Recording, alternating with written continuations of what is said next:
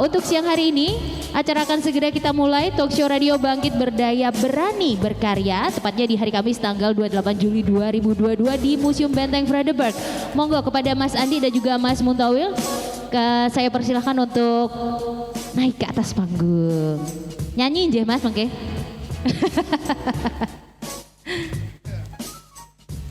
Monggo Pinara, silahkan. Di mana aja? Atau mau lesehan? Lesehan. Nanti tak cobain ininya Mas, kobokannya juga sama penyetanya. Wah, komplit. Sugeng siang Mas Andi, Mas Muntowil. Panggilnya enaknya apa niki Mas? Mas Towil. Oke. Siang hari ini saya berkesempatan untuk ngobrol sama jenengan berdua untuk membahas ini ada yang pegiat sepeda ontel kemudian ada perwakilan dari Monumen Pers Nasional. Kira-kira itu isinya apa aja nanti kita bahas ya. Tapi sebelum itu nih Gajah Budaya, kita sedikit ngobrolin museum karena kita lagi ada di area Museum Benteng Vredenburg ya. Museum sendiri ini sebenarnya merupakan tempat penyimpanan, perawatan dan juga pengamanan serta pemanfaatan benda warisan budaya yang punya nilai penting buat sejarah, ilmu pengetahuan dan juga kebudayaan. Fungsinya ini terus mengalami perkembangan dari sebagai tempat mendidik bergeser sebagai tempat untuk belajar, terus bergeser lagi sebagai tempat memberikan pengalaman buat pengunjungnya. Dan untuk pengelolaan sendiri sih utamanya adalah dalam hal kegiatan publik dengan melibatkan komunitas dalam merancang kegiatan museum. Dan saat ini pun komunitas dan publik tidak lagi menjadi objek nih Gajah Budaya, tapi dilibatkan dalam merancang kegiatan museum juga. Bahkan bisa juga menjadi inisiator. Contohnya ini seperti yang ada saat ini ya, Vredenburg Fair ini adalah merupakan wujud kreativitas antar lembaga dan personal di mana ini adalah sinergi antara museum dan juga komunitas. Begitu ya. Nah, sedikit tentang museum tadi di mana akhirnya kita semua bisa berada di sini bisa menikmati Vredenburg Fair dan juga berkesempatan untuk bergabung di Talkshow Radio Bangkit Berdaya dan Berani Berkarya. Di hari ini langsung saja monggo mungkin dari Mas Andi Rumien ya. Monggo memperkenalkan diri dulu. Katanya nggak kenal maka tak sayang gitu kan. Siap Mbak Prita. Untuk semua pendengar Kironimo FM dan juga teman-teman yang sudah hadir di sini, saya Andi Prabowo di Monumen Pers Nasional. Kebetulan saya sebagai humas ya di sana ya, kebetulan humas saja sejak 2020 kemarin. Kalau di Monumen Persnya sebenarnya udah lama. Pas pandemi Iya, pas pandemi itu jatah jadi humas Mbak. Kon ngopo lah. Langsung kerja berat Iya, itu singkatnya seperti itu. Oke, baik. Kemudian ada Mas Towil, monggo kenalan dulu Mas, biar makin sayang dulu yang di sini tuh. Sebutan kalau Jeronimo Kanca Muda ya? Iya. Ya baik untuk Kanca Muda Jeronimo yang pastinya dengan kehadiran kami untuk memberikan sebuah penjelasan tentang berkomunitas sepeda ontel sudah tua dan juga para hadirin yang hadir di Benteng Vredenburg Fair ini yang mana juga selalu ceria ini, kelihatan ceria sekali nih, semangat kayaknya. Iya benar banget. Ini Mas Toba juga ceria banget loh wajahnya. Harus menyenangkan. Mas Andi juga nih, setiap hari semeringah. bersepeda, semeringah setiap hari ngeluarin 10 sepeda, 5 sepeda seperti itu. Hampir setiap hari tidur pun dengan sepeda tua. Serius? Serius. Tidur barengan gitu Mas? Ya. Diunggah ke kasur? Ya di sampingnya. Oh saya kira ikut dinaikin ke kasur gitu ke sepedanya. Beda. Beda apanya ini? Beda besinya. Oke, baik. Oke lah. Beda fungsinya. Oh siap, Nah, siang hari ini kita bakal ngobrol dulu nih sama Mas Andi soal Monumen Pers Nasional. Ini datang dari jauh jenengan datang di acara ini. Nah Mas, boleh dong sedikit diperkenalkan ke Kanca Muda yang lagi dengerin kita, terus juga yang lagi hadir di sini di Museum Benteng Vredenburg ini tentang sebenarnya sih apa itu Monumen Pers Nasional? Ya, makasih Mbak Prita. Jadi begini ya, Kanca Muda ya. Monumen Pers Nasional itu adalah sebenarnya sebuah museum khusus pers ya, sesuai namanya, museum khusus pers. Jadi kami di sana menyimpan sejarah perkembangan pers yang ada di tanah air kita ini sejak sebelum era kemerdekaan hingga saat ini. Nah kemudian ada alasan mengapa kalau banyak orang bertanya kenapa sih namanya Monumen Pers Nasional. Biasanya kalau namanya nasional kan di Jakarta. Betul. Kenapa kok di Solo? Ya karena memang ada banyak sejarah yang dicatat oleh gedung kami ya, misalnya ini kan kita di radio ya, kayak radio penyiaran itu pertama kali radio yang dikelola oleh kaum Bumi Putra pertama kali itu lahir di gedung Monumen Pers Nasional itu. Dulu namanya Gedung Sosietet Mangkunegaran. Sosietet Awalnya. Mangkunegaran ya, Iya, awal mulanya di sana awalnya, ya. Nah itu lahir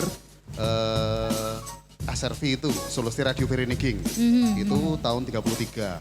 Kemudian tahun 46 di situ lahirnya sebuah organisasi wartawan PWI. Sampai sekarang masih eksis kan PWI Iya, itu. iya. Nah itu yang melatar belakangi mengapa Monumen Pers itu ada di Solo. Jadi tadi Mbak, kami adalah museum khusus pers yang mencatat perjalanan perkembangan pers di tanah air ini. Oke, berarti timeline benda-benda yang di display di sana itu dari awal mula ada si ASRV ini sampai sekarang atau dari tahun berapa nih Mas? Sebelumnya. Bahkan sebelumnya, Iya, J? kalau di timelinenya kami mencatat sebenarnya dari awalnya itu surat kabar kan yang pertama ada di Iya. Indonesia. Itu kan pertama kali terbit ada surat kabar di Nusantara ini, Hindia Belanda ya dulu ya. Itu 1744, 8 Agustus 1744. Jadi Oke, berapa? oke. 270-an tahun yang lalu ya itu. Itu Wah, lama pertama banget ya. kali ada surat kabar di Hindia Belanda ini. Cuma surat kabar itu kan hanya berusia pendek aja, itu 2 tahun aja. Iya. Karena dibredel sendiri sama VOC. Mhm. Kita memulai timelinenya dari situ. Kemudian nanti ada masa, itu kan jurnalisme VOC ya, ada jurnalisme pendudukan Hindia Belanda, kemudian ada masa Inggris, Oke.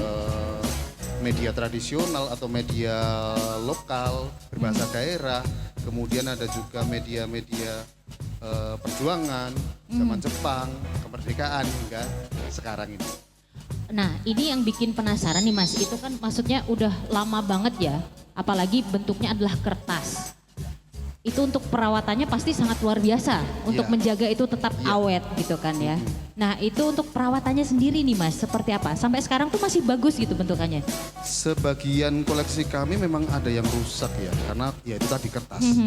Cuma untuk saat ini, cara yang paling mudah bagi kami untuk mengurangi potensi kerusakan itu dengan mengurangi frekuensi menyentuh benda itu. Oke. Kertas kan ya. Ya. Akhirnya kalau terus pertanyaannya kan kalau misalnya ada peneliti atau pengunjung pengen melihat itu gimana? Kita sudah mendigitalkan media-media itu. Jadi kalau misalnya pengunjung atau peneliti itu mau membaca koran-koran itu ya dari ruang e-paper. Tempat kami itu ada ruang e-paper di mana kami bisa membaca melalui beberapa komputer yang disediakan di sana. Seperti itu. Oke, baik. Terus kemudian, apakah koleksi yang ada di Monumen Pers Nasional ini komplit nih Mas? Dari yang awal banget sampai sekarang itu sekomplit apa sih? Kalau dibilang komplit, saya sendiri tidak berani bilang komplit. Karena yang seperti Mbak Prita tadi sampaikan, kertas kan rawan banget kan ya, itu akan kerusakan. Betul. Rayap, ngengat, kemudian kutu buku itu kan merusak. Dan itu banyak koleksi kita tuh yang dulu luput dari itu, dari pengawasan. Akhirnya beberapa mungkin 15 tahun yang lalu itu awal-awal saya di sana itu banyak koleksi itu yang dimakan rayap juga itu. Jadi kalau saya bilang kalau mau dibilang itu lengkap, saya nggak berani bilang lengkap. Tapi mudah-mudahan di Indonesia ini kami paling lengkap. Seperti itu. Menarik nih. Jadi teman-teman juga harus mampir ke sana ya, Monumen Pers Nasional. Ini alamatnya di mana nih Mas? Ada di Jalan Gajah Mada nomor 59 Solo. Oke, Nggak langsung jauh kan? datang ke sana, iya. Ora, kalau niat itu nggak ada yang jauh Mas. Iya, sejam aja kok naik KRL itu. Wah, naik KRL sejam. Kalau di jalan ya dihitung include macetnya lah ya. Ya, itu kan di luar. Tapi itu tadi yang penting niat dulu. Di mana ada niat di situ ada jalan pasti. Iya, betul Mbak Prita. Oke, menarik sekali ya. Karena koleksinya ini pun bisa kayak, kalau aku sih ngebayanginnya nih Mas ya, di dalam situ tuh bakal bisa membayangkan zaman dulu tuh yang terjadi apa aja dan segala macamnya. Nah, kita balik lagi ngomongin soal koleksi ini sendiri nih. Ini dari seluruh Indonesia atau Cuman dari sekitaran Solo atau di Jawa aja atau gimana nih? Dari seluruh Indonesia, Mbak. Dari seluruh Indonesia. Kita sampai saat ini yang paling timur itu ada Cepos ya, Cendrawasih Pos itu. oke, sampai oke. saat ini mereka masih mengirimkan ke kami rutin. Meskipun Oke. tidak tiap hari ya, tapi mereka kumpulkan 2 minggu baru mereka kirim. Seperti itu, karena kan biayanya kan tiap hari kalau misalnya itu. Iya. Jadi mereka kumpulkan dulu 2 minggu baru mereka kirim. Itu sampai sekarang. Paling barat Aceh ada. Oke, menarik ya. Iya. Dari seluruh Indonesia sampai sekarang pun masih tetap mengirimkan koleksinya atau Masih. masih ya? Iya, memang ada juga beberapa di antaranya kami harus langganan juga ada. Tapi yang dengan kesadaran diri mereka ingin mengirimkan koleksinya ke Monumen Pers itu juga banyak juga. Karena mereka berprinsip, oh mahasiswa dari tempat kami yang kuliah di Solo ada juga nih. Kalau misalnya mereka Iya. mau penelitian soal pemberitaan atau misalnya kan mahasiswa komunikasi atau sejarah, itu kan banyak yang menggunakan media cetak itu sebagai sumber penelitian mereka. Oke. Makanya kan nggak harus balik ke sana, bisa aja ke Monumen Pers misalnya. Oke, siap. Ini kan tadi kita baru membahas soal media cetak ya, koran, terus juga majalah ada juga ya Mas ya? Majalah ada juga. Majalah ada. Terus selain itu, apa lagi nih bentuk fisiknya koleksi di sana tuh? Tadi misalnya saya menyampaikan di situ lahirnya SRV ya. Iya. Di situ ada peninggalan dari SRV itu namanya kalau sekarang dikenal sebagai pemancar radio kambing. Tapi sebenarnya itu awalnya adalah milik SRV, dibeli tahun 34 itu pemancar radio itu. Wow. Nah, kenapa disebut pemancar radio kambing? Kan SRV itu akhirnya kan bergabung dengan beberapa radio penyiaran di berbagai daerah melahirkan RRI itu. Iya. Nah, akhirnya tahun 45 jadi RRI ketika agresi militer Belanda. Belanda kan belum mengakui kemerdekaan kita waktu itu. Akhirnya Belanda berniat menghancurkan RRI Surakarta waktu itu karena RRI Surakarta terlalu sering menyiarkan berita kemerdekaan. Nah, mungkin tidak disukai kan ya. Iya. Mau dihancurkan lah. Pemancar radio itu disembunyikan di lereng Gunung Lawu, daerah Balong Jenawi itu di dekat kandang kambing. Jadi kalau pakai siaran itu ada backsoundnya suara kambing, Mbak. Makanya disebut pemancar radio kambing. Ya. Gitu, Oke. Menarik juga ya. Ini Iya. juga saya baru terinfo ini ada pemancar kambing yang ternyata ceritanya tuh seperti itu Iya. gitu loh. Oke. Baik. Terus nih Mas, ini kan jenengan tadi juga menceritakan kalau awal mula sebagai humas di Monumen Pers Nasional ini adalah pas tahun 2020 di mana ya kita semua paham lah ya. Itu Iya. waktu pandemi gitu kan Iya, Mas. betul. Semua bisa dibilang serba sulit dalam segala betul. aspek gitu kan ya. Nah, upaya apa sih yang dilakukan Monumen Pers Nasional ini sendiri untuk berusaha mensikapi hal tersebut dan juga bagaimana caranya untuk bisa bangkit gitu? Ya, memang kalau pandemi itu saya kira menghantam semua sektor ya, perekonomian, bisnis, termasuk museum Betul. itu kena imbasnya. Saya kira juga komunitas juga sama ya Mas Towel ya. Itu sama aja. Jadi kita akhirnya apa? Itu ada sisi positifnya dari pandemi itu. Akhirnya membuat kita berusaha berimprovisasi supaya kita tetap harus bekerja kan. Karena enak aja kita udah dibayar, kita cuma duduk diam di rumah aja kan ya. Meskipun waktu itu kita di rumah, memang di rumah. Iya. Tapi akhirnya terutama atas ide teman-teman muda kami itu di tempat kami itu anak-anak muda itu berkreasi, mulai mereka aktif bermedia sosial misalnya, mempromosikan Monumen Pers melalui media sosial, termasuk kita membuat jelajah virtual istilahnya. Mungkin ada di tempat lain ada virtual tour atau kami memberi nama jelajah virtual. Itu bisa live IG misalnya kalau sesuai permintaan biar ada interaksinya, atau bisa juga misalnya kita ada Museum 360, Monumen Pers 360. Jadi di website kami mpn.kominfo.go.id itu ada Monumen Pers 360 itu bisa dilihat di situ juga kalau pengen masuk ke ruangannya seperti apa misalnya. Oke. Tapi sampai sekarang masih ada ya Mas itu ya? Masih ada, itu masih selama pandemi ternyata itu sangat membantu sekali. Termasuk jelajah virtual tadi banyak permintaan dari sekolah-sekolah itu, anak-anak kami supaya nggak main game aja, diajari diajak jalan-jalan di museum, silakan. Yang penting pemberitahuan kapan, jam berapa, nah itu kami siap aja. Siap, ya, Waktu itu oke. seperti itu. Nah, kemudian itu selama masa pandemi ya. Nah, beberapa bulan ini kondisi kan sudah mulai membaik, termasuk kegiatan ini di sini di Frederick Fair ini bisa dilaksanakan. Betul. Kami juga mulai berimprovisasi, tapi karena mungkin sudah lama tidak berkegiatan, kadang kami itu bingung. Lah yang mendukung kami siapa? Ya teman-teman muda itu, teman-teman komunitas juga. Jadi kami sempat ada teman komunitas jamu waktu itu. Nah, itu mengajak pameran jamu, ayo bikin di Monumen Pers, bikin. Kemudian ada juga ini kami kemarin dengan komunitas Surakarta Heritage Society itu, kemudian sama komunitas Muara, kita kerjasama pameran foto. Sekarang masih berlangsung sebenarnya. Pameran Pesona Solo Tempo Dulu. Oh, oke, Ya, oke. kita mikirnya cuma bikin acara pameran aja. Tapi ternyata teman-teman yang mereka undang, komunitas lain yang mereka undang, ketika melihat pameran kita itu muncul ide lagi. Oh, ternyata oke. ini bisa kita bikin diskusi. Kita 2 minggu yang lalu bikin diskusi mengenai bahannya foto-foto yang kita pamerkan itu. Kemudian ternyata menarik juga. Dari satu foto aja itu bisa dibahas sampai setengah jam lebih itu. Padahal yang dipamerkan fotonya ada 60-an itu. Jadi malah rencana kegiatan 2 jam sampai molor malam banget itu. Sampai jam 11 malam atau belum selesai. Akhirnya pengen disambung lagi. Teman-teman muda ini yang luar biasa. Mereka yang punya ide-ide baru, ide-ide kreatif. Itu Karena memang maksudnya kalau kita ngomongin soal sesuatu yang bersejarah nih Mas, seperti ketika saya memang mengunjungi Museum Benteng Frederick, ini aja lah tempat kita berada saat ini gitu kan ya. Itu memang sangat menyenangkan. Jadi itu kita kayak ada di mesin waktu. Ketika masuk lihat dioramanya segala macam, membayangkan tuh zaman dulu tuh, oh biar kok gini gitu loh. Itu sangat menyenangkan ya. Betul sekali. Lah apalagi kalau kita bisa baca.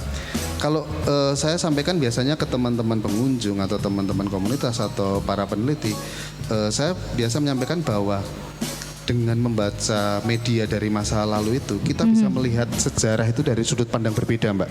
Sudut pandang media. Oke. Iya. Iya kan? Kita kan mungkin biasa membaca sejarah di buku. Betul. Gitu. Tapi bagaimana media melihat waktu itu ketika kejadian itu seperti apa? Itu kan kita bisa lihat dari pemberitaan waktu itu seperti apa. Iya. Lah kalau misalnya berita-berita di atas 20 tahun yang lalu, kita belum bisa baca kan di media online kan belum ada waktu itu. Iya, betul. Yang bisa kita lihat ya paling mudah ya koran, majalah itu. Seperti itu. Itu kita bisa benar-benar kayak merasa waktu itu gitu loh. Oh, kita berada di masanya itu gitu. Seperti itu. Oke, siap. Nah, ini kan udah mulai gumergah lagi nih Mas kondisinya ya. Di segala hal, termasuk mungkin kalau kita ngomongin soal gumergah ini hubungannya sama prosentase kunjungan dari Monumen Pers Nasional sendiri. Itu perubahannya seperti apa nih dalam waktu belakangan nih? Ketika kita awal-awal mulai bekerja sama lagi dengan ini ya komunitas, kami sempat pesimis juga ya, apa udah ada enggak sih orang yang mau masuk ke museum lagi. Tapi ternyata ini pameran kami yang ini ya, yang pameran foto ini itu dikunjungi mungkin sekarang udah lebih dari 3.000 orang itu. Itu di luar bayangan kami karena target kami cuma 1.000. Karena dengan mengingat kondisi ya, kita baru buka belum lama. Terus tiba-tiba ada pameran kayak gini, target kita 1.000, ternyata udah tembus 3.000-an. Sampai hari ini tadi teman-teman di grup itu masih kunjungan dari ini. Masih banyak juga ternyata yang berkunjung. Padahal tinggal 3 hari lagi kita tutup. Tapi ternyata masih banyak peminatnya. Oh, siap. Menyenangkan sekali ya. Mas, kalau misalnya mau berkunjung ke sana, nah itu ada tiket masuknya nggak sih Mas? Kalau di Monumen Pers Nasional itu semua layanan gratis. Gratis. Tidak ada yang kami pungut biaya. Jadi monggo kalau adik-adik teman-teman misalnya nih mau berkunjung ke Monumen Pers Nasional, pemberitahuan aja ke nomor WA kami. Coba follow @monumenpers. Nanti di situ ada nomor Kontaknya, WA-nya, iya, oke. atau DM aja nggak apa-apa. Nanti kapan, jam berapa, kami bisa bantu. Dan kami mungkin kalau di sini ya libur hari Senin dan hari besar nasional. Kalau di tempat kami hanyalah hari liburnya hanya di hari besar nasional. Hari oke. Senin, Sabtu, Minggu kita buka. Mantap. Jam operasionalnya? Untuk saat ini karena kami masih mengikuti aturan dari pusat dari jam 9 sampai jam 15. Oke, Kalau siap, dulu kan siap. kita jam 8 pagi sampai jam 4 sore.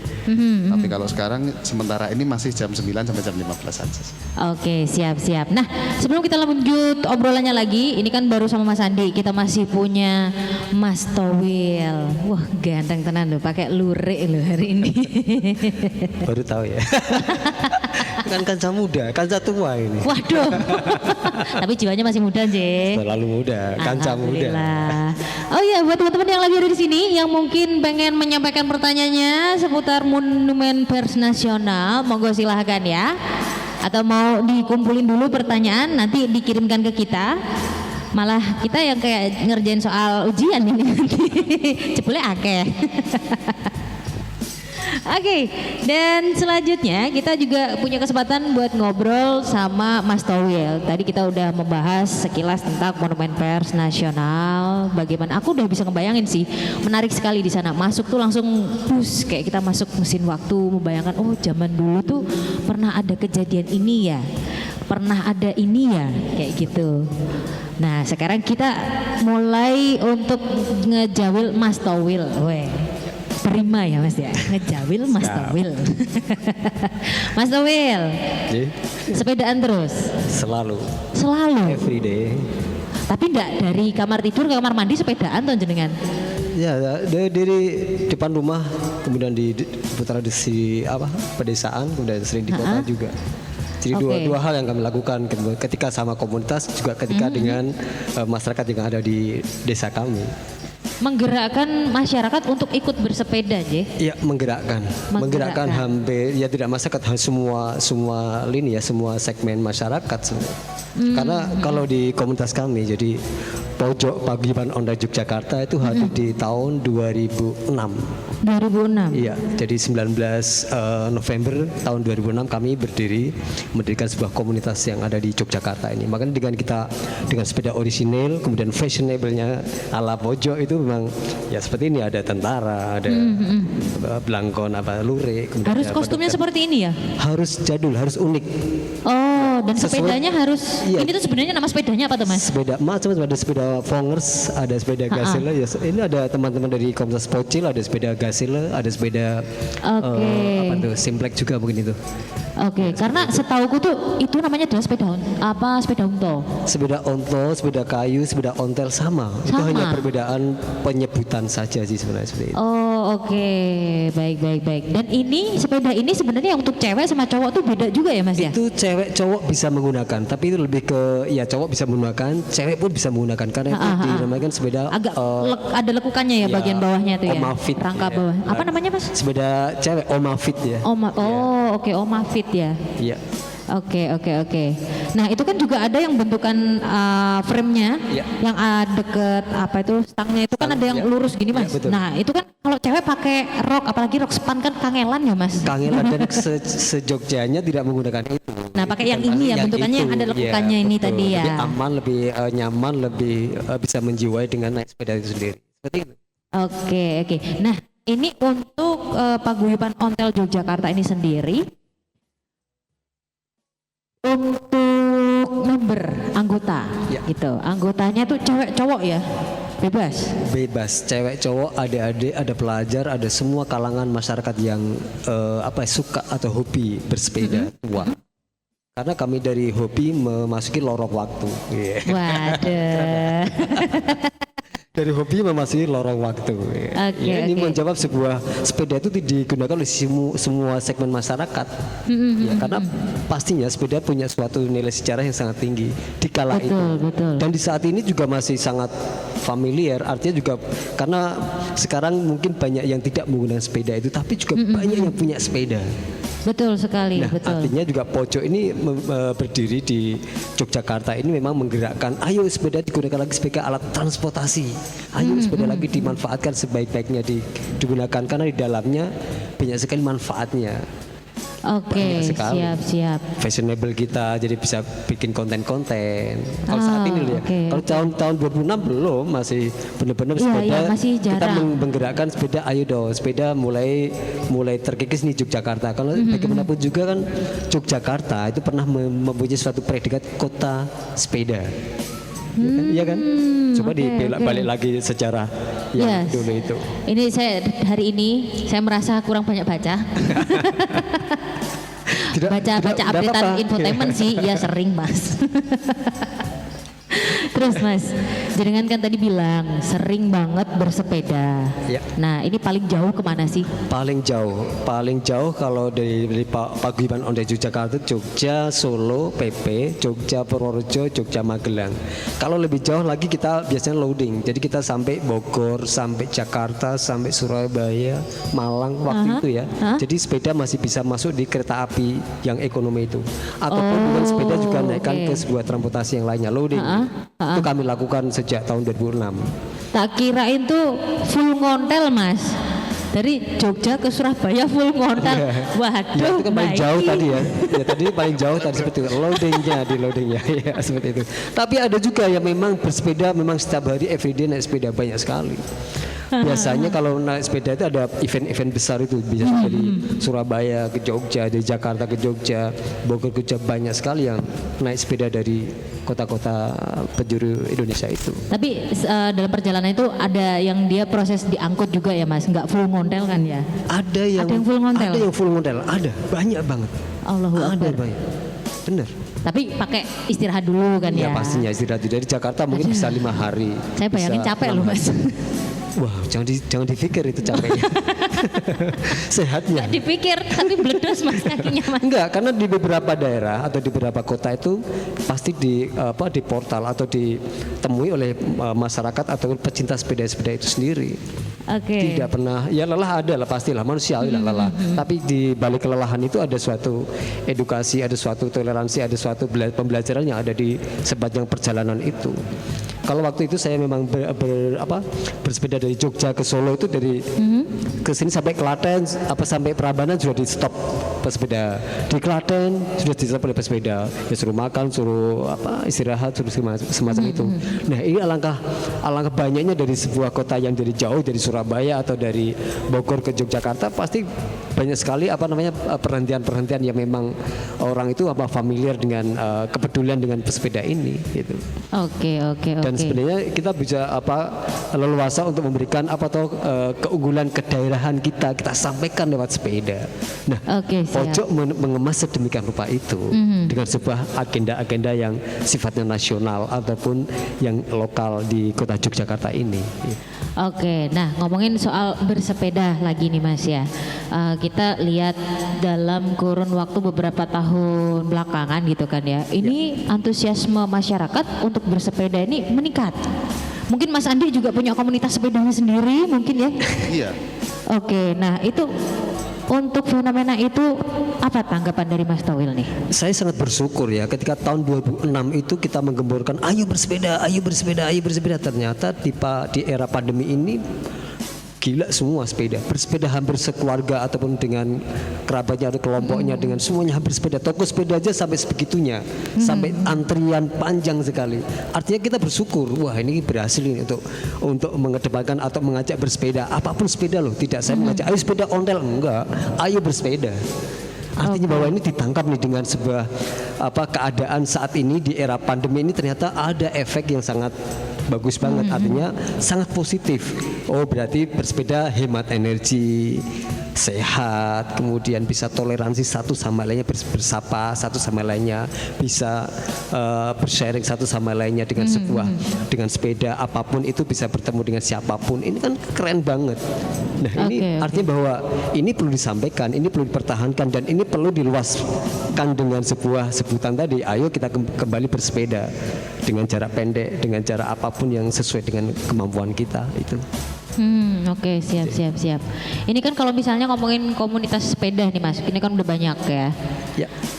Ada nggak sih semacam sinergi yang dibangun antara komunitas satu dengan komunitas yang lainnya gitu? Sangat banyak dan harus berkolaborasi karena kita tidak bisa sendiri. Kenapa? Karena kita berbagai macam komunitas di Jogja itu banyak sekali, ada kurang lebih ada yang saya ketahui ada 35 komunitas yang ada di kota Yogyakarta ini. Nah, dengan sebuah komunitas ini dengan paguyuban itu berbagai macam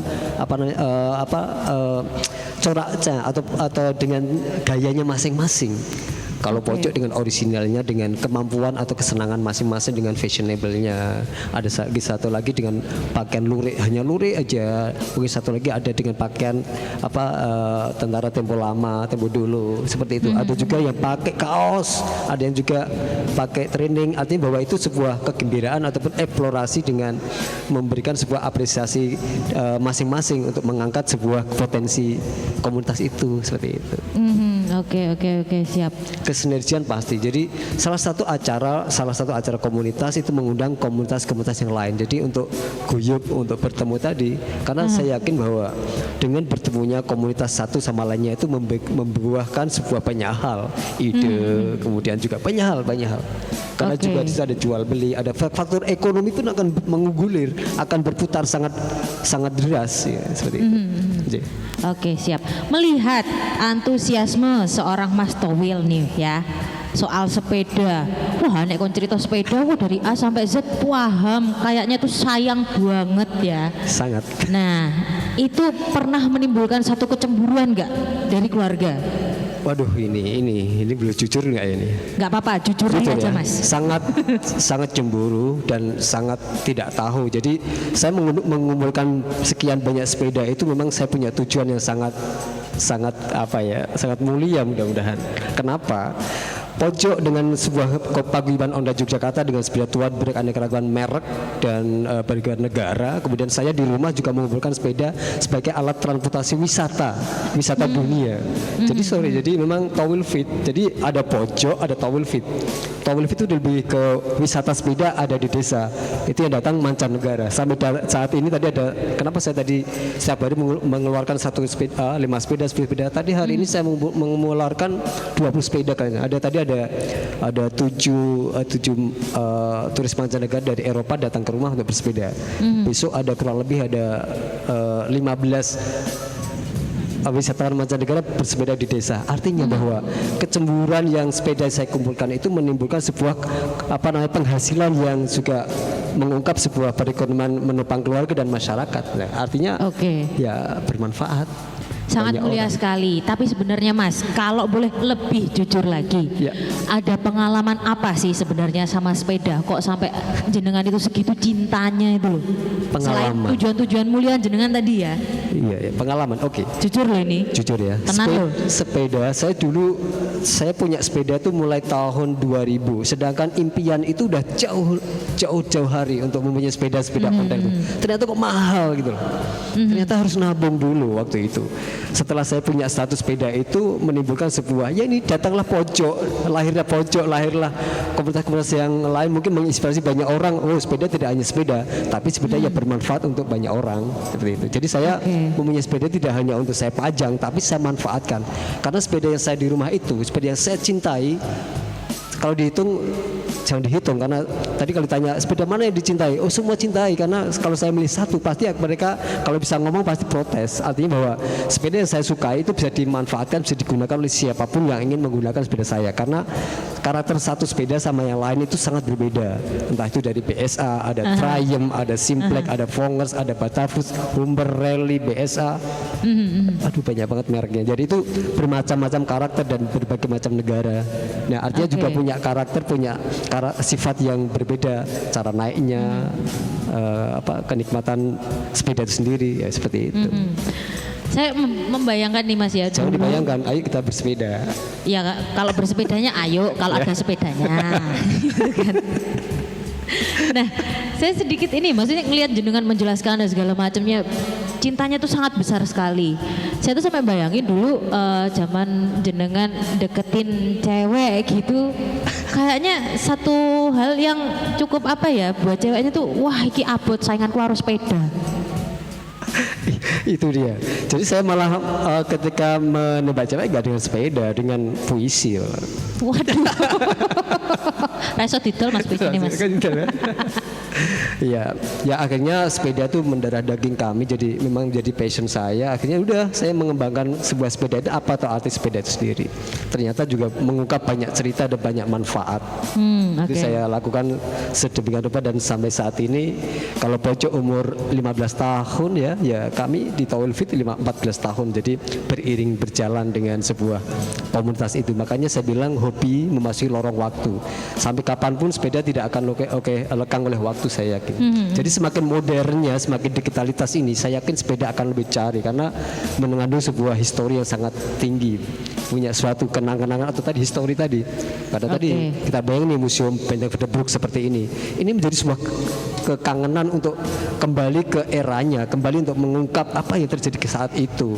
Sepeda pun seperti itu akan menjadi sebuah nilai sejarah, kemudian saksi sejarah yang mengantarkan sampai ke titik seperti ini. Oke, siap. Itu tadi curhatannya Mas Towil ya, Mas Andi. Sekarang saya juga cukup penasaran nih. Kalau Anda bekerja di Monumen Pers Nasional, berkarya bukan bekerja. Kalau saya menyebutnya berkarya gitu kan ya. Berkarya di sana. Untuk sedikit flashback deh nih Mas. Emang ada basic di dunia pers dari Mas Andi? Kalau saya kebetulan pendidikan saya tuh nggak jauh-jauh dari pers, karena saya dari komunikasi dulu, komunikasi baik. Undip. Kemudian kebetulan saya sekali daftar CPNS itu kok diterima di waktu itu masih departemen ya, Kominfo itu ditempatkan di Monumen Pers itu. Jujur, kalau saya boleh jujur. Gimana Mas? Saya itu masuk Monumen Pers itu kayak wong stres Mbak. Lah aku ngopo ya, aku sekolah dua-dua kan ngopeni museum waktu itu loh ya. Waktu itu loh ya. Cuma dilalah mungkin karena pinternya pimpinan saya dulu ya, setelah saya 4 tahun di situ itu saya malah wegah pindah. Kalau sekarang saya ditawari pindah kosek. Dan promosi ya mboh. Tapi kalau suruh pindah gitu aja kosek lah gitu. Itu. Tapi kalau promosi boh gitu. Gitu. Saya jadi apa ya? Jadi seneng gitu. Saya dulu orang yang paling mungkin termasuk orang yang agak males kalau belajar sejarah. Tapi dengan saya ada di Monumen Pers itu, saya coba baca media-media masa lalu itu, bahkan terkadang dengan bahasa yang saya nggak paham, bahasa Belanda misalnya, akhirnya terpaksa pakai Google Translate misalnya. Meskipun kadang yura nyambung juga pakai Google Translate, harus tanya ke orang lagi. Akhirnya kok menarik ya sebenarnya cerita bangsa kita itu waktu itu, negeri kita itu waktu itu. Sampai ada sebutan Moi Indi itu. Jadi cantiknya India itu, India yang dimaksud itu Indonesia ini sebenarnya. Karena memang Indonesia itu dikenal cantik sejak zaman VOC gitu. Iya. Orang sudah bahkan sampai ada, kalau nggak salah itu ada aliran lukisan Moi Indi itu. Jadi khusus aliran lukisan yang melukis ini loh Mbak, apa jenenge? Pemandangan di Hindia Belanda ini. Sampai ada seperti itu gitu. Jadi kan luar biasa. Akhirnya saya jadi cinta sama Monumen Pers sama museum itu ya gara-gara itu. Dipindah nggak mau ya?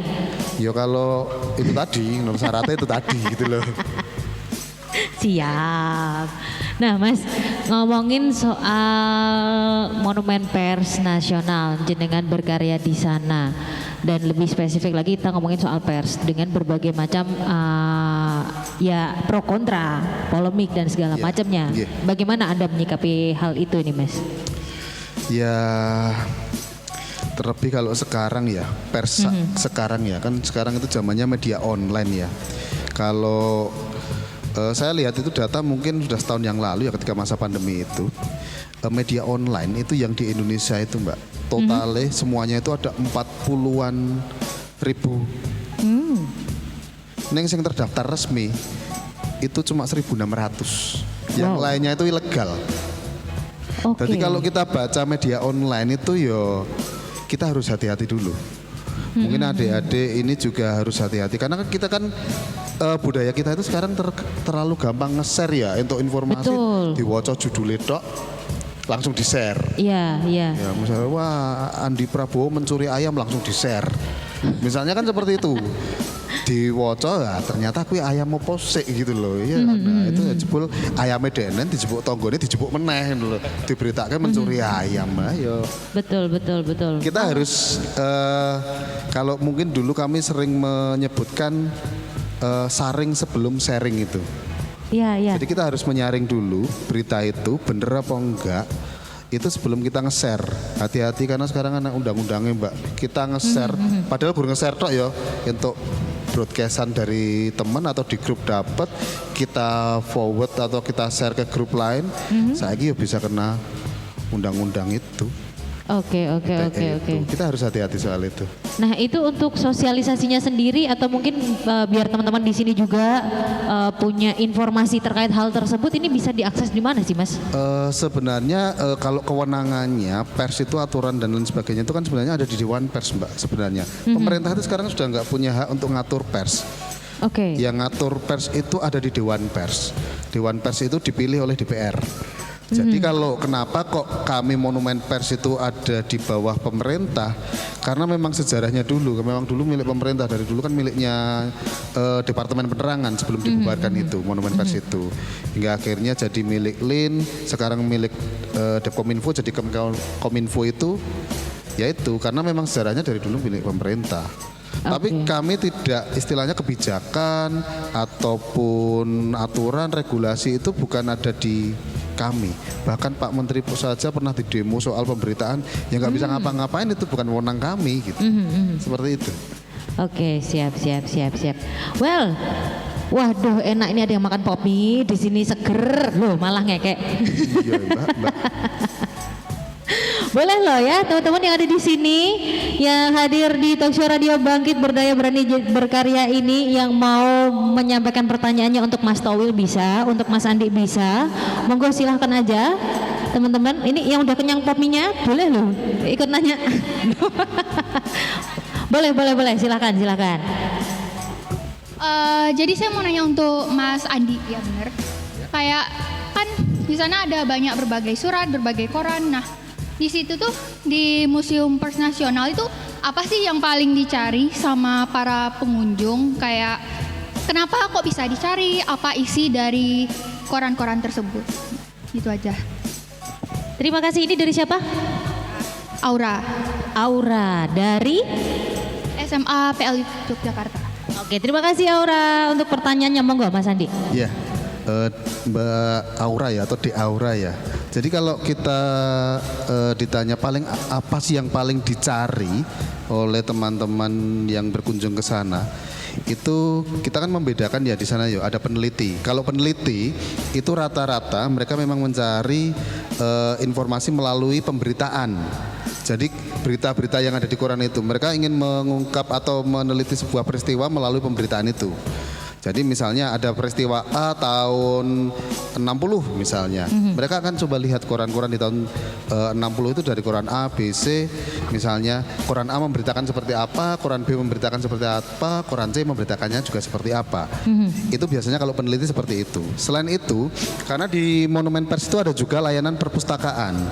Jadi dan perpustakaan itu perpustakaan umum ya, terbuka untuk umum, keanggotaannya juga terbuka untuk umum.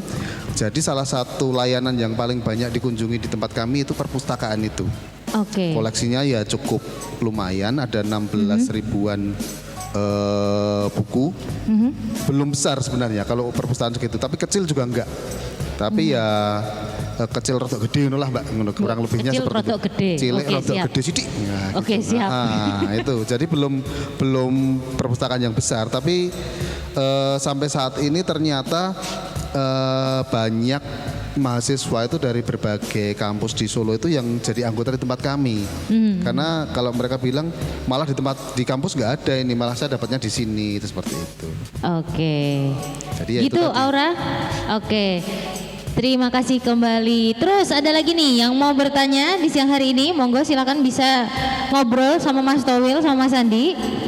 Mungkin ini kan tadi udah dari sebelah sini. Nah, sekarang mungkin dari yang sebelah sini. Oke.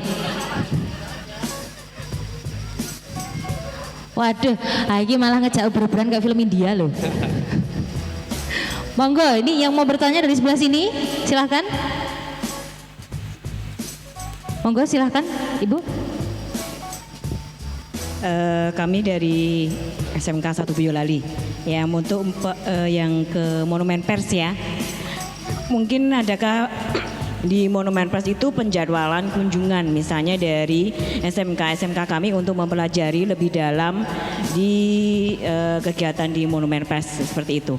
Apakah ada penjadwalan juga boleh nggak dikunjungi dari anak-anak kami? Terima Siap. kasih. Oke. Dari SMK 1 Boyolali. Saya dan Mas Towel ini darahnya Boyolali kabeh nih, Bu. Saya itu wong Ngampel, Mas Towel itu wong Ngandong ini. Jadi wong desa kabeh ini jane itu. Jadi ngeten Bu, Monumen Pers Nasional kami memang terbuka untuk kunjungan. Sampai hari ini aja mungkin ada 3 sekolah yang berkunjung ke sekolah kami. Jadi misalnya dari SMK 1 Boyolali mau berkunjung, itu monggo. Mungkin bisa di follow IG kami Bu @monumenpers. Itu nanti di situ ada nomor WA-nya juga atau bisa di DM juga. Mungkin informasi kapan mau berkunjung, berapa jumlah siswanya yang mau berkunjung, itu saja paling yang disampaikan. Kembali lagi yang saya aturkan tadi, gratis semua. Kami tidak memungut biaya apapun dan tidak usah bawa oleh-oleh Bu. Itu. Ini Boten jenengan GR lho yang ya. pengen. Buatan GR, cuma kami itu beberapa kali nyun sewu harus menolak oleh-oleh karena sekarang kami dilarang nerima oleh-oleh itu. Nanti kalau kita nerima oleh-oleh tidak laporan ke KPK barang itu nanti Bu. Itu aja. Ngaten Bu. Oke, matur nuwun Mas Andi. Nah, ini ada yang mau ditanyakan lagi sama Mas Andi, sama Mas Towil, mumpung masih di sini.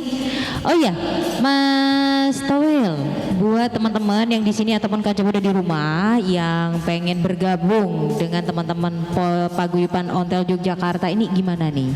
Ya boleh, monggo kapanpun Paguyuban Ontel Yogyakarta membuka untuk semua masyarakat yang mau bergabung di pojok. Pastinya dengan menghubungi di 081 826 8809 pojok. Kemudian juga bisa di Instagram pojok Ontel Yogyakarta. Iya. Oke, siap. Untuk Mas Andi, nanti yang mau mencari informasi lebih lanjut tentang Monumen Pers Nasional ini bisa diakses dari mana aja nih? Yang jelas kalau media sosial kami cukup lengkap. Semuanya @monumenpers dari IG, Twitter, Facebook, semua @monumenpers. Jadi kan bisa nanti lihat di IG kami, informasinya cukup lengkap di situ. Misalnya ingin lebih jauh lagi mungkin lewat website mpn.kominfo.go.id, bisa juga dilihat dari situ. Ya itu aja Mbak, paling Oke. gampang itu. Kalau pengen lebih jelas ngobrol nanti bisa ke stand kami di sini. Oke, Kami siap. Di buka sebelah stand. mana sih Mas? Hah? Di sebelah mana? Itu loh Mbak, kayak ada mobil putih itu di sebelahnya itu. Oh, sebelah sana pas ya, sebelah mobil ini pas ya, mobil Iya, putih ya. betul, Ini nggih. sebelah, aku tuh utara, selatan, barat, timur ki bingung ya Mas nek gini. Waduh Mbak. Ya pokoknya dari pintu masuk itu nanti dari tiketing masuk itu berarti sebelah kanan ya, sebelah kanan. Kalau dari depan sebelah kiri dong. Sebelah kiri. Kalau dari sana. Kiri apa kanan sih? Oh kiri, iya. Kalau dari stage sebelah kanan gitu maksud saya Mas. Iya. Oke, nah di jenengan itu ada apa aja Mas yang dipamerkan? Karena memang kami kemarin delalah persiapannya pendek ya karena bareng sama banyaknya kegiatan yang ada di kantor. Ini kami hanya menampilkan bagaimana beberapa media di sini kurang lebih tahun 46 itu bagaimana media memberitakan peristiwa ketika 6 bulan 1 tahun Indonesia itu merdeka. Oke. Bagaimana ternyata itu dulu itu masyarakat kayak ada yang belum tahu kalau Indonesia itu merdeka gitu loh. Oh, Oh, berarti belum merata ya informasinya waktu itu Iya, ya. karena kan gini ya, zaman itu disiarkan lewat radio. Sing duwe radio iso dihitung driji, Mbak. Barang mewah ya zaman iya, segitu. Itu yang punya radio itu bisa dihitung jari lah. Satu radio aja batu baterainya sampai 70-an ngono. Lah sing meh itu ada di tempat kami, radio kayak gitu tuh ada. Oh, oke. Dulu segini ini, kotak kayu gitu. Itu kalau dulu masih aslinya batu baterainya itu 76. Wow. Lah kalau kita dikon nyoba itu ada nyoba tuku batu baterai terus ya. Ya akhirnya terpaksa dimodifikasi dengan listrik. Oke. Nah, semacam itu. Terus selain itu mungkin koran tuh sama Mbak. Sing langganan koran waktu itu ya cuma orang-orang mungkin kalau bisa dibilang nengrat aja orang-orang atau saudagar-saudagar itu. Karena yang bisa baca ya cuma mereka. Oke. Rata-rata masyarakat kita waktu itu masih buta huruf Latin. Itu. Jadi ya gimana lagi ini loh. Mereka Iya, kalau tahu itu ya gur diceritani. Indonesia merdeka itu diceritani karo sing maca koran. Nah kalau dilalah denen jatahe ora entuk ceritane ya apes. Oke. Nggak tahu kalau kita udah merdeka. Ini cikal bakal gosip ya Mas ya, dari mulut ke mulut. Mungkin itu ya. Oh, ini mungkin ada nanti bisa diteliti Mbak itu. Ketahui tadi itu ini sumber penelitian nanti itu. Oke. Siap. Mas, kalau Mas Towil nih di tempat jenengan nih kita bisa menyaksikan apa saja nih Mas? Di sebelah sana ya ujung. Paling pojok, karena kita pojok ya di pojok. Jadi itu ada sejarah tentang paguyuban kami di tahun 2006, ada ceritanya di sana. Kemudian tentang sepeda, ada buku tentang sepeda di kami. Jadi nanti kita bisa berkulik-kulik dengan tentang sepeda itu sendiri. Jadi kita bisa belajar tentang sepeda tua. Oke, ini sepedanya yang di display di sana itu boleh dipergunakan ya Mas? Boleh dicoba nanti. Oke. Boleh dicoba, bisa dirasakan. Dan ini juga dari komunitas Pocil juga bisa ini adik juga bersepeda keliling museum ini juga menarik sekali bahwa ini juga harus difasilitasi seperti itu biar mencobanya, biar merasakan era-era tahun dulu. Jadi itu sepeda yang dipakai adiknya itu tahun 40-an, 45, 40-an itu sepeda. Ini yang lagi dipakai adiknya itu ya? Betul ya, umurnya Oke. adik itu paling masih 8 tahun itu. Oke. Jenjangnya luar biasa jauh gitu loh. Tapi masih bisa digunakan, bisa dimanfaatkan sepeda itu sendiri. Artinya memang dari segi kualitas memang tidak diragukan lagi. Ini masih orisinil Mas? Masih Semuanya? kurang lebih ya 75 orisinil, ada yang 100% orisinil tuh yang tengah. Yang tengah orisinil tuh. Yang sana juga masih 80% orisinil. Ya. Tapi masih bagus ya, ini yang dipakai Ya, si adiknya ini. terawat.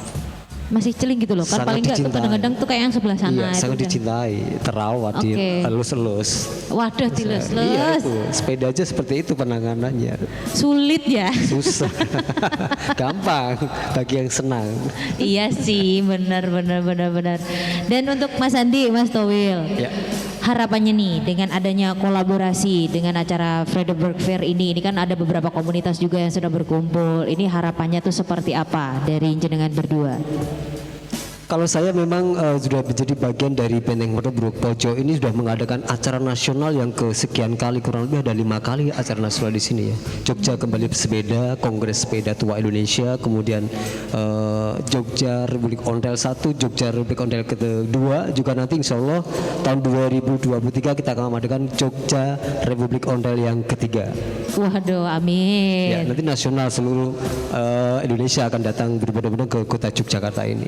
Oke. Insya Allah itu. Oke, matur nuwun. Mas Andi, monggo. Ya kalau kami sih ingin kembali memperkenalkan Monumen Pers Nasional ini Mbak. Kemarin itu sebelum ada pandemi ya sebenarnya pengunjung dari Jogja itu termasuk paling banyak. Kalau yang dari pengunjung luar kota ya, Iya. yang dari Jogja itu termasuk paling banyak. Cuma setelah pandemi ini termasuk sedikit. Gitu. Malah datang yang banyak dari Jawa Timur malah ini sekarang.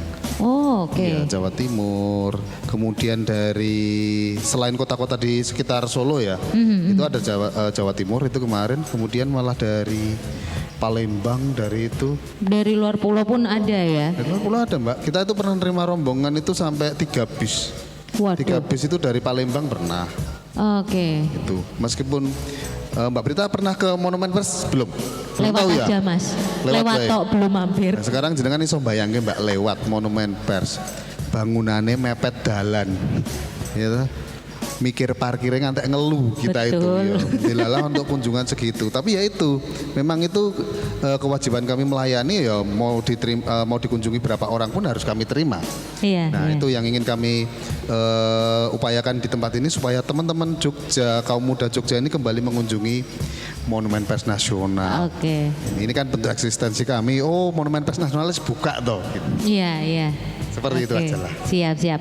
Matur nuwun untuk waktunya Mas Andi, Mas Towil untuk sharingnya siang hari ini. Terima kasih Ya, kembali sami-sami, Mbak. Kanca Terima Muda kasih dan juga. semua yang hadir di Benteng Penduduk ini. Ya, terima kasih atas waktunya. Sami-sami Mas. Terima kasih juga buat yang sudah bergabung di siang hari ini di acara Talk Show Radio Bangkit Berdaya Berani Berkarya yang berlangsung di Museum Benteng Vredenburg di hari ini Kamis 28 Juli 2022 ya. Kita pokoknya bakal ketemu lagi secepatnya, tapi sebelum itu kita harus pamit dulu ya. Semoga diberi kesehatan, sukses, bahagia terus pokoknya ya Mas ya buat Mas Andi, Mas Towil. Diberi kesehatan dan kebahagiaan terus biar bisa ketemu lagi di acara-acara selanjutnya yang luar biasa pastinya ya. Siap. Terima kasih. Wassalamualaikum warahmatullahi wabarakatuh. Waalaikumsalam warahmatullahi wabarakatuh.